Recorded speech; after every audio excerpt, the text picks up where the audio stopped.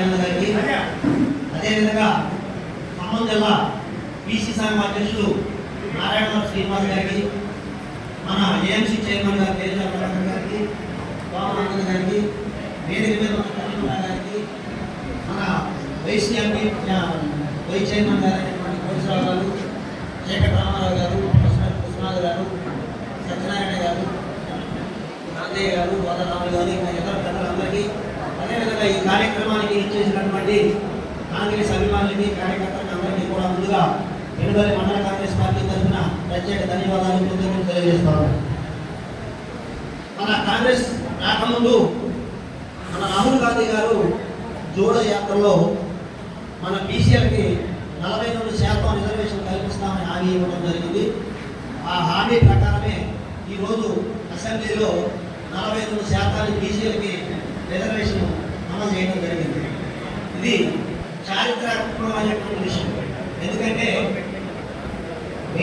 ఎన్నికల ముందు ఏదైతే వాగ్దానం ఇచ్చిందో మన ప్రభుత్వం దాన్ని తూచా తప్పకుండా అమలు చేసినందుకు వారికి పెనుగొల్లి మండల కాంగ్రెస్ పార్టీ తరఫున ప్రత్యేక ధన్యవాదాలు కృతజ్ఞతలు తెలియజేస్తాము. అదేవిధంగా రాజీవ్ వికాస్ అనే పథకాన్ని ప్రవేశపెట్టి మన రాష్ట్రంలో ఉన్నటువంటి నిరుద్యోగ యువతకి ఆర్థిక భరోసా కల్పించేందుకు ఇప్పుడు పథకాన్ని ఏర్పాటు చేయడం జరిగింది. కాబట్టి మన ప్రభుత్వం బీసీలకి సముచిత స్థానాన్ని కల్పించి అన్ని స్థానిక సంస్థల్లో కానివ్వండి, ఉద్యోగ నియామకాల్లో కానివ్వండి, బీసీలకి అటువంటి చక్కటి 40% అవకాశాలు కల్పించినందుకు పెనుగొల్లి మండల కాంగ్రెస్ పార్టీ తరఫున ప్రత్యేక ధన్యవాదాలు. అదేవిధంగా మన స్థానిక ఎమ్మెల్యే గారు రామయ్య గారికి, అదేవిధంగా మన రాష్ట్ర ముఖ్యమంత్రి రేవంత్ రెడ్డి గారికి, మన జిల్లా మంత్రులు బ్రహ్మ నాగేశ్వరరావు గారికి, శ్రీనివాస్ రెడ్డి గారికి, భట్టి గారికి ప్రత్యేక ధన్యవాదాలు, అభినందనలు తెలియజేస్తూ ఈ అవకాశం ఇచ్చినందుకు ధన్యవాదాలు.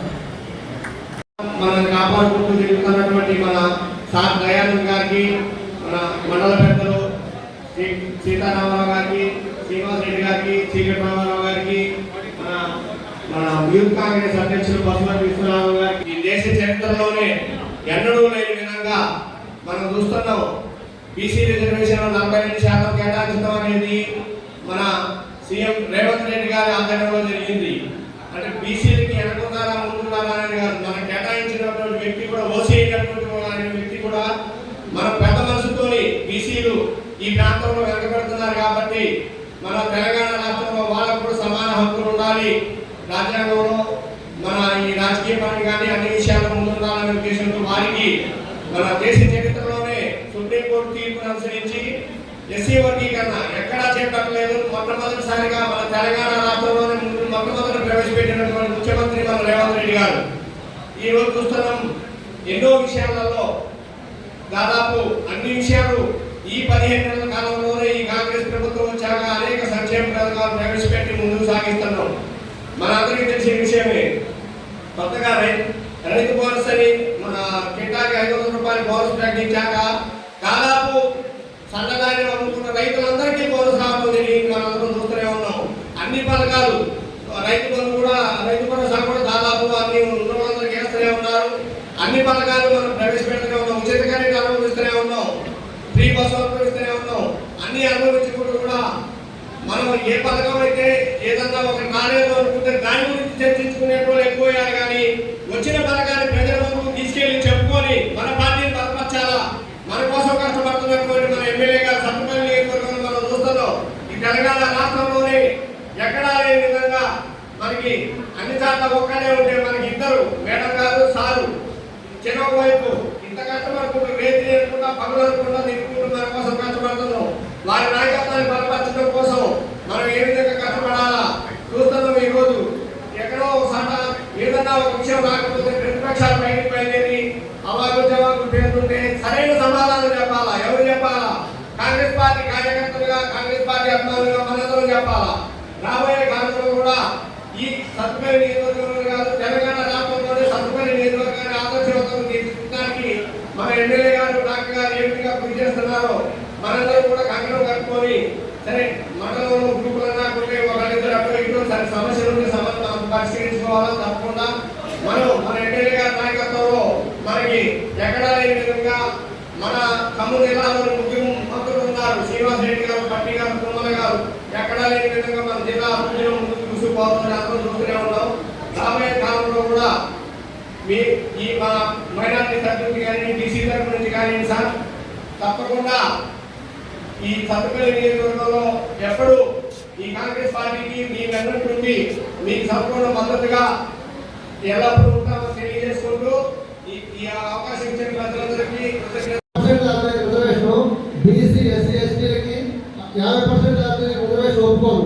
కానీ మన రేవంత్ రెడ్డి గారు మంత్రిమండలి అందరూ కూడా ఒక ఆలోచించి ముందుగా పోరాటం చేసి ఆ పోరాటం ద్వారా బీసీ జనాభా 56.83% చూపించి అదేవిధంగా ముస్లింతో పాటు 50% జనాభా ఉంది కాబట్టి సుప్రీంకోర్టు కూడా దీనికి అప్డేషన్ పెట్టడం ఆ విధంగా గైడెన్స్ తీసుకొని మన బీసీ జనాభాకి 40% రిజర్వేషన్ మంత్రిమండలి ఆమోదించి ఆ ఆమోదాన్ని కేంద్ర గవర్నమెంట్ కూడా పంపించడం జరిగింది.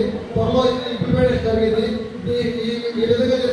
ఈ విధంగా మనకి బీసీ సంఘాలకి 40% రిజర్వేషన్ ఇచ్చిన సందర్భంగా ఈ పెరుపల్లి మండలం తరఫున మన ఎమ్మెల్యే గారికి, మన డాక్టర్ గారికి, అదేవిధంగా మన మంత్రులు తమ్మరాజు గారికి, పొంగులేటి శ్రీనివాస రెడ్డి గారికి, బండి గారికి, రేవంత్ రెడ్డి గారికి అందరికీ కూడా మా పెరుపల్లి మండలం తరఫున పదవికి కృతజ్ఞతలు తెలియజేస్తూ ఈ అవకాశం ఇచ్చినటువంటి ప్రజలందరికీ నా నమస్కారం తెలియజేస్తున్నాను. Thank you very much. తప్పకుండా మనం ఉన్నప్పుడే న్యాయం జరగాలని చెప్పేసి మన నాడు బెంగళూరులో 36 పార్టీల ముఖ్య నాయకులతో సమావేశాలు ఏర్పాటు చేసి మరి తెలంగాణ రాష్ట్రం భారత జోడో యాత్ర పోయినప్పుడు అనేకమైనటువంటి వినత పత్రాలు వచ్చినాయి. మరి బీసీలు విద్యాపరంగా, ఉద్యోగపరంగా, రాజకీయంగా, సామాజికంగా అన్ని రంగాల్లో కూడా వెనకబడి ఉన్నారు. మరి వాళ్ళకి న్యాయం చేయాల్సినటువంటి బాధ్యత మనకు ఉందని చెప్పేసి మరి తెలంగాణ రాష్ట్రాల్లో కులాలను చేపట్టాలి, అది కూడా కులాల వారీగా జనాభా లెక్కలు తీయాలి, దాని యొక్క ప్రాతిపదికనే అన్ని రంగాల్లో కూడా రిజర్వేషన్ అమలు చేయాలని చెప్పేసి తీర్మానం చేసిన వెంటనే మరి ఏదైతే మరి రేవంత్ రెడ్డి గారికి ఆదేశాలు ఇస్తే రేవంత్ రెడ్డి గారు కూడా దీన్ని ఆలస్యం చేయకుండా వెంటనే ఆ కార్యక్రమాలు పూర్తి చేసుకొని అసెంబ్లీలో బీసీ బిల్లును ఆమోదించడం జరిగింది. అంటే నేను చెబుతా ఉన్నా, కొన్ని దశాబ్దాలుగా ఈ రాష్ట్రం లోపల, ఈ దేశంలో బీసీలకు రిజర్వేషన్లు పెంచాలి, తద్వారా మాత్రమే సామాజిక న్యాయం చేకూరుతుందని చెప్పేసి వందలాది మంది, వేలాది మంది ఉద్యమకారులు పోరాటాలు చేస్తా ఉన్నారు. ఇప్పుడు కూడా ఆర్ కృష్ణయ్య గారి నాయకత్వంలో ఢిల్లీ జంతర్ మంతర్లో ధర్నా జరుగుతూ ఉంది. నేను సుమారు 21 సార్లు ఢిల్లీ జంతర్ మంతర్లో బీసీల రిజర్వేషన్లు పెంచాలని చెప్పేసి జరిగినటువంటి ధర్నాలో పాల్గొంటాం. సుమారు 7-8 సార్లు ఢిల్లీ పోలీసులు నన్ను అరెస్ట్ చేయడం. ఎందుకంటే బీసీల రిజర్వేషన్లు పెంచితే భవిష్యత్ తరాల మన పిల్లలు చదువుకునేటువంటి పిల్లలకి ఉద్యోగాల్లో మరి ఓటా మనకు దక్కుతుంది. అదేవిధంగా స్థానిక సంస్థల లోపల రాజకీయాల్లో ఎవరైతే బీసీలు మరి యాక్టివ్గా ఉండి పనిచేస్తా ఉన్నారో వాళ్ళందరూ కూడా మన స్థానాలు మనకి దక్కింది. విద్య, ఉద్యోగ, రాజకీయ అన్ని రంగాల్లో కూడా ఇవాళ ఈ సమాజంలో 56% బీసీలు ఉంటే మరి గతంలో మనకి 17-18% ఓట్లు దక్కేది. దానివల్ల బీసీలు అన్ని రంగాల్లో వెనక్కి నెట్టివేయబడినటువంటి పరిస్థితుల్లో ఇవాళ కాంగ్రెస్ పార్టీ ఎట్టి పరిస్థితుల్లో కూడా బీసీ సమాజాన్ని ముందుకు తీసుకురావాలని చెప్పేసి ఇవాళ ఈ దేశం లోపల ఏ ముఖ్యమంత్రి కూడా తీసుకున్నటువంటి ఒక చారిత్రాత్మకమైనటువంటి నిర్ణయాన్ని రేవంత్ రెడ్డి గారు తీసుకొని ఇవాళ బీసీల పక్షాన నిలబడి అసెంబ్లీలో తీర్మానం చేసి ఆ తీర్మానాన్ని ఢిల్లీకి పంపాడు. అంటే మనం ఇప్పటికి 1 సెకండ్ అయింది. అది పంపినంత మాత్రాన మనకి 34% రిజర్వేషన్ అమలు కావు. ఇప్పుడు కథాసుకథలు మొదలవుతుంది. ఏదైతే గతంలో మన తెలంగాణ ఉద్యమం మనం చూసినాం, తెలంగాణ ఉద్యమం జరుగుతున్నటువంటి నేపథ్యంలో మరి యావత్తు 3.5 కోట్ల ప్రజానీకం ఏ విధంగా అయితే రోడ్లకి కొట్టాలేమో ఆ తీవ్రత మరి ఆనాడు ఉన్నటువంటి ప్రజాప్రతినిధులు సైతం రాజీనామాలు చేపించే స్థాయిలో ఆనాడు తెలంగాణ ఉద్యమం మనం చేసినాం. ఆ తరుణంలోనే కాంగ్రెస్ పార్టీ ఎంపీలు సైతం రాజీనామా చేసి ఢిల్లీకి పోయి కాంగ్రెస్ పార్టీ సోనియా గాంధీ గారి దగ్గర కూర్చొని మీరు తప్పకుండా తెలంగాణ రాష్ట్రం ఇస్తే తప్ప మేము ఆ రాష్ట్రంలో తిరిగేటువంటి పరిస్థితి మాకు లేదని చెప్పేసి తెలంగాణ రాష్ట్రాన్ని తీసుకొచ్చినటువంటి పరిస్థితులు కూడా మనం చూసాం. ఈనాడు ఈ తెలంగాణ రాష్ట్రం వచ్చిందంటే అది కాంగ్రెస్ పార్టీ పెట్టినటువంటి దయాన్ని కూడా మీ అందరికీ తెలియజేస్తా ఉన్నా. అదేవిధంగా ఈనాడు మన కాంగ్రెస్ గా మనం చేయాల్సినటువంటి బాధ్యత మన అసెంబ్లీలో తీర్మానం చేసి మనం ఢిల్లీకి పట్టినాం. ఇప్పుడు చేయాల్సిందిగా బీజేపీ పార్టీ చేయాలి. ఇవాళ బీజేపీ పార్టీ అంటది, ఇవాళ కాంగ్రెస్ పార్టీ ఈ రాష్ట్రంలో ఉన్నటువంటి బీసీల మీద చిత్తశుద్ధితో బీసీల పక్షాన్ని నిలబడాలని కాంగ్రెస్ పార్టీ చేస్తే, మరి చేతకానటువంటి బీజేపీ పార్టీ దీనిని కూడా విచ్ఛిన్నం చేసి ప్రజల దగ్గర అపోహ తీసుకొచ్చే ప్రయత్నం చేస్తా ఉంది. కాబట్టి కాంగ్రెస్ పార్టీ నాయకులు, బీసీ సంఘాల నాయకులు కూడా మనం అప్రమత్తం అవ్వాల్సినటువంటి అవసరం ఉంది. ఏదైతే వాళ్ళ ఢిల్లీలో ఆర్టికల్ 9లో మరి మీరు చేర్చాలి, మేము పంపినటువంటి తీర్మానాన్ని మీరు ఆమోదించి బీహార్, తమిళనాడు తరహాలో తెలంగాణ రాష్ట్రంలో రిజర్వేషన్లు అమలు చేయాల్సినటువంటి బాధ్యత బీజేపీ మీద ఉంది. కాబట్టి ఈ తెలంగాణ రాష్ట్రంలో ఉన్నటువంటి బీజేపీ నాయకుల ద్వారా మేము విజ్ఞప్తి చేస్తా ఉన్నాం. నిజంగా మీ పార్టీ కనుక బీసీల మీద చిత్తశుద్ధి ఉంటే మీరు రాజీనామాలు చేసైనా సరే మరి వాళ్ళ బీసీలకి రిజర్వేషన్ తీసుకొస్తే మీకు పూలాభిషేకం కాదు, మీకు దండాలు పెట్టి మీ పార్టీకి మరి అభిషేకం చేసే పరిస్థితి కూడా చేస్తాం. కానీ ఇవాళ బీసీల పక్షాన కాంగ్రెస్ పార్టీ నిలబడితే మరి వాళ్ళను కూడా తప్పుదో పట్టించేటువంటి ప్రయత్నం కనుక మీరు చేస్తే ఈ తెలంగాణ రాష్ట్రంలో బీజేపీ పార్టీకి పుట్టగదులు కూడా లేకుండా చేసేటువంటి బాధ్యత ఈ సమాజంలో కూడా బీసీలుగా మేము తీసుకుంటామని చెబుతా ఉన్నాం. ఎందుకంటే గతంలో టీఆర్ఎస్ కూడా ఇదే కోపంలో పోయింది, బీసీలని పట్టించుకోకుండా కల్పించింది. అంబేద్కర్ ద్వారా హక్కుని ప్రజలకు తీసుకెళ్ళాలి, అమిత్ షాని రాజీనామా చేయాలని చెప్పి ప్రతి కార్యకర్త, ప్రతి నాయకులు కూడా గ్రామాల తిరుగుతూ ఆ నినాదాన్ని బలంగా తీసుకొని ఉద్దేశంతో ఈ రోజు ఏఐసిసి ద్వారా మన పిసిసి ప్రెసిడెంట్ ముఖేష్ గౌడ్ గారు, అలాగే మన ఇన్ఛార్జి మెంబర్ మీనాక్షి నటరాజన్ గారి ఆదేశాల ప్రకారం నిన్న ఖమ్మంలో కూడా దీని గురించి మీటింగ్ జరగడం జరిగింది. ఆ మీటింగ్ తర్వాత మొదటిసారి మనం ఈ కార్యక్రమాన్ని మన పెళ్లిపేట మండలంలో ప్రారంభించుకోవడం జరిగింది. ముఖ్యంగా ఈరోజు బీసీలకి 42% రిజర్వేషన్స్ 2 బిల్లులు ప్రవేశపెట్టారు. ఒక బిల్లు విద్యా ఉద్యోగాలలో ఒక బిల్లు, రెండో బిల్లు వచ్చేవరకు మనకి రాజకీయాల్లో కూడా 40% రిజర్వేషన్ కల్పించాలని చెప్పడం జరిగింది. ముఖ్యంగా రాజకీయంగా బీసీలు అరగబడుతున్నారని మనందరికీ తెలిసిందే. రాజకీయాల్లో ఎలాంటి రిజర్వేషన్ లేవు.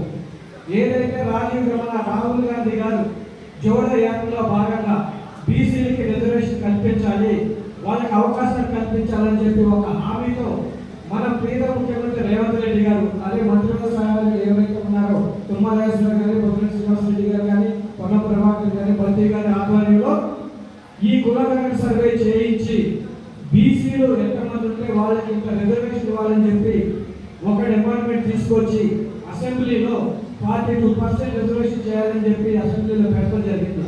మన అందరికీ తెలిసిందే. అక్కడ ఉన్న దాని ప్రతి ఒక్కరు కూడా ఎమ్మెల్యేలు, మంత్రులు అందరూ కూడా దాన్ని బలపరిచారు.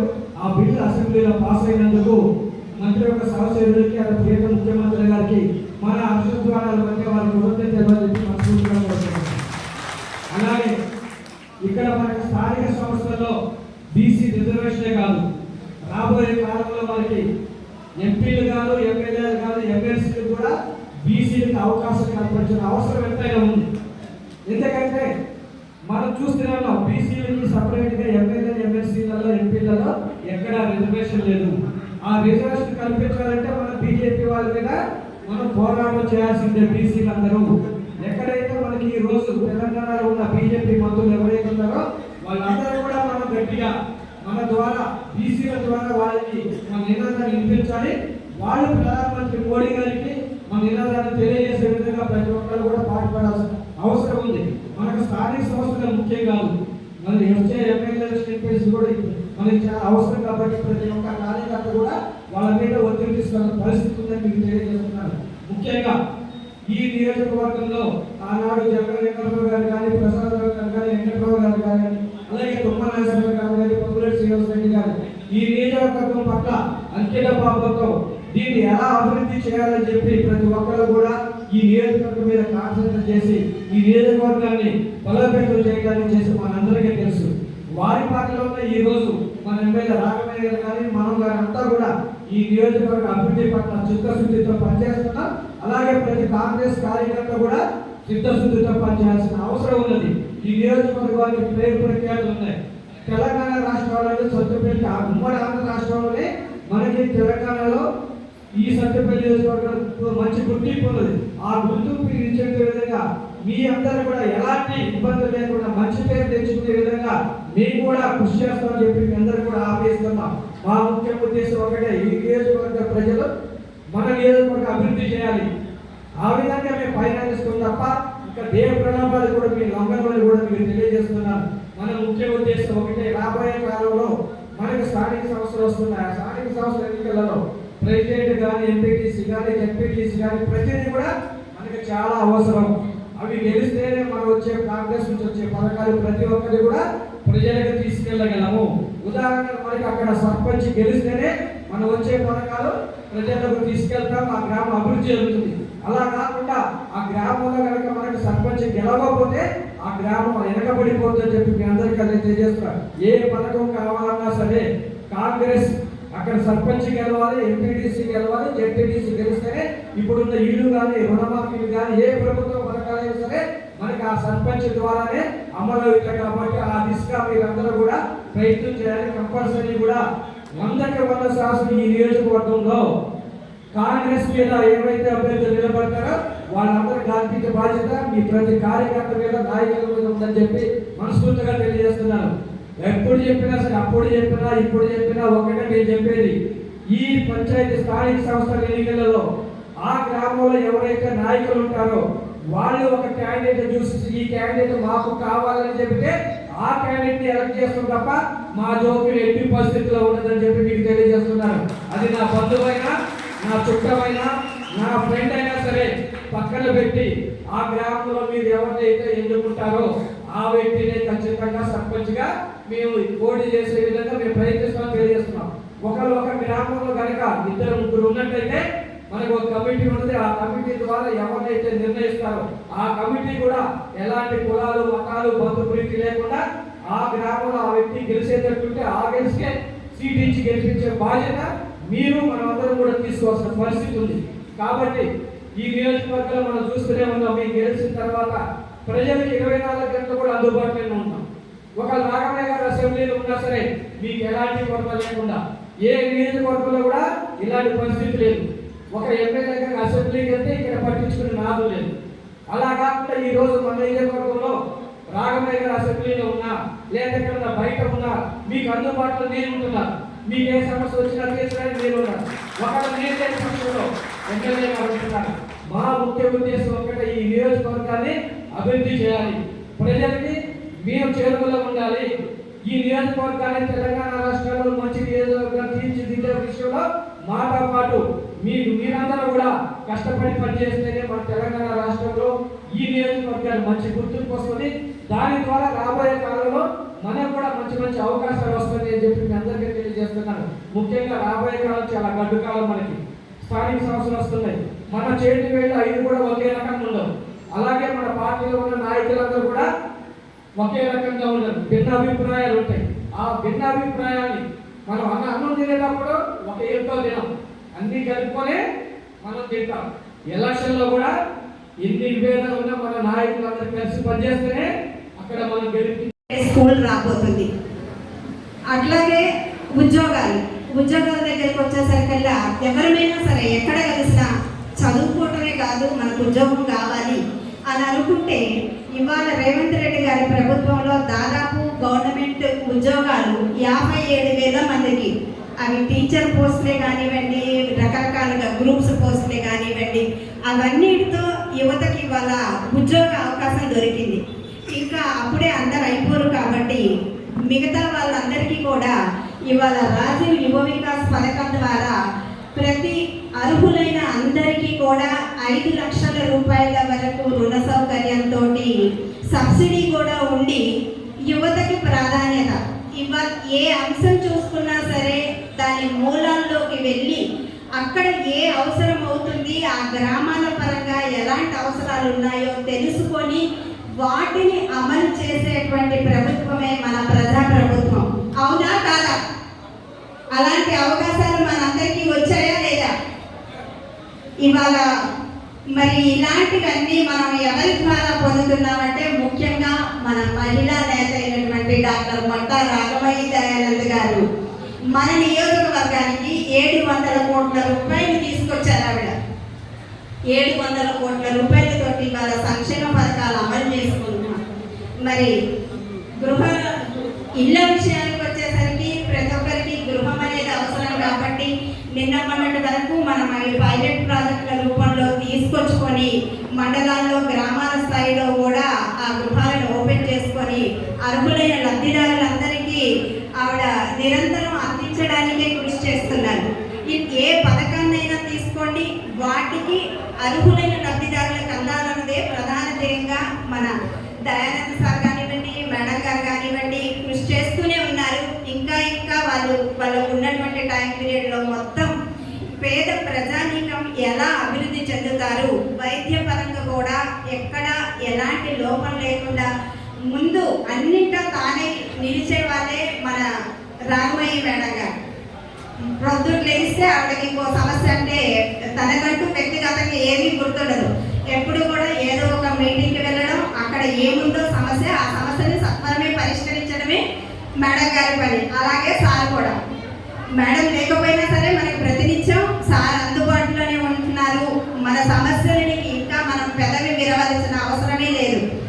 అవి రుణమాఫీల దగ్గర నుంచి రైతు బోనస్ వరకు కూడా, బోనస్ కూడా ఇంకా రాని వాళ్ళకి త్వరలో బోనస్ కూడా పడుతుంది.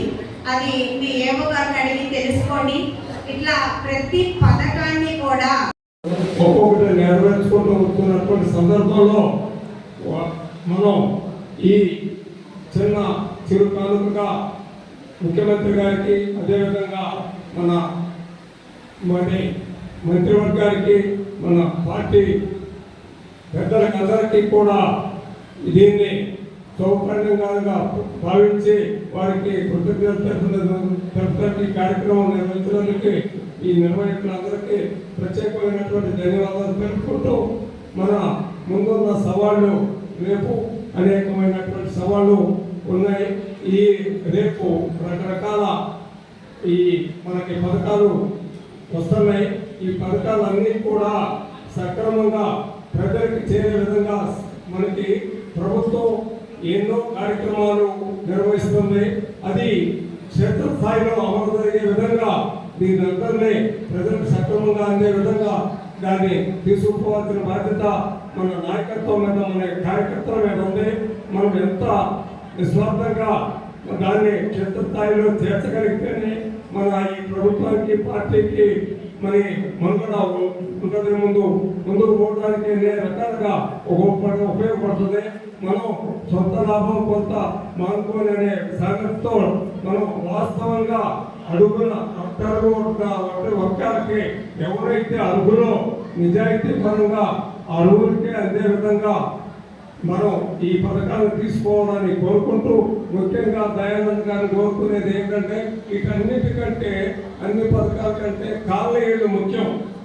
మనం ఇప్పుడు 10 సంవత్సరాల నుంచి చెట్ల కింద ఒక పాకల్లో ఒక బేరాలు కట్టుకొని నివసించేటటువంటి పరిస్థితి మన పేద ప్రజలు ఎంతో ఇబ్బందులు గురయ్యి వానకి ఎండకి తడుచుకుంటూ వారి జీవన విధానం అట్లా కొనసాగుతుంది. కాబట్టి వాళ్ళందరికీ మంచి ఉద్దేశంతో ప్రభుత్వం 5 లక్షలు ఇస్తున్నారని ప్రకటించింది. ఆ కాలనీలకు అదేవిధంగా ఇవాళ శాంక్షన్ చేస్తున్నారు. కనీసం ఒక్కొక్క ఊరు పరిస్థితిని బట్టి మినిమం 50 పెద్ద గ్రామాలకి 50-60, ఆ రకంగా 20-10 చిన్న గ్రామాలకు 20, ఆ రకంగా ఇచ్చే విధంగా మీరు ప్రభుత్వం మీద ఒత్తిడి తీసుకొచ్చి మీరు దీన్ని అమలు చేయాలని, దీన్ని తీసుకొచ్చి ప్రజలకు అందే విధంగా చేయాలని, దాన్ని మీరు ఒక టార్గెట్ పెట్టండి. 15 రోజుల్లో వాటిని కట్టి చెప్పంటే మేము దాన్ని బాధ్యతగా తీసుకొని, సవాలుగా తీసుకొని, మీరు ఎన్నేళ్ళు ఇస్తే అన్నేళ్ళు మేము పూర్తి చేసి నిరుపేదలకి, అర్హులకి అందరికీ దయచేసి ఊళ్ళో గ్రామంలో మన కానీ నిజం ఎప్పుడు భయంకరంగా ఉంటుంది. ఇబ్బంది పడుతున్న కాంగ్రెస్ గవర్నమెంట్ నుంచి కూడా, ఎందుకంటే సరైన అవగాహన లేదు, సరైన పిలుపులు లేవు. డాక్టర్ గారికి ఎంతవరకు తెలుసో నాకైతే తెలియదు. 40% రిజర్వేషన్ బీసీలకు వచ్చినంత మాత్రం ఒరిగేది ఏముంది చెప్పండి. రాజకీయాల్లో సముచిత స్థానం కల్పించడంతో పాటుగా వాళ్ళ హక్కులు వాళ్ళకి కల్పిస్తే బాగుంటుంది. ఈ కార్యక్రమాన్ని నిర్వహిస్తున్న అందరికీ నమస్కారం తెలియజేసుకుంటున్నాను. కాంగ్రెస్ పార్టీ ఈ రాష్ట్రంలో బీసీలకు 42% రిజర్వేషన్ ఇస్తారని చెప్పి మన ఏఐసిసి నాయకులు గౌరవ రాహుల్ గాంధీ గారు ప్రచారంలో ఇచ్చినట్టు హామీ ఇవాళ గౌరవ ముఖ్యమంత్రి వర్యులు తూచా తప్పకుండా మరి ఇటీవలి కులగణన సర్వే ఈ రాష్ట్రంలో బీసీలకు వైద్య విద్యం ఉద్యోగం చివరికి రాజకీయాల్లో కూడా 42% రిజర్వేషన్ ని మరి ఇప్పుడు జరుగుతున్నటువంటి అసెంబ్లీలో తీర్మానం చేసి మరి దాన్ని కేంద్ర ప్రభుత్వాన్ని సిఫార్సు చేసి ఆర్టికల్ రూపంలో దాన్ని ఇంప్లిమెంట్ చేసే భుజ సంఘాలు అన్న మొత్తం ఎంత జరగాలి తమ్ముడు ఎంత రాయమ్మా మొత్తం ఎంత క్యాబ్ లో రావాలి మరి నీళ్ళు వచ్చినట్టు రావాలి నీళ్ళు వచ్చినట్టు రావాలి అలా కుర్చీలో నుంచి వేసి ఎంత రండి మొత్తం రండి అన్న నీళ్ళు కూడా రావాలి తమ్ముడు రండి జై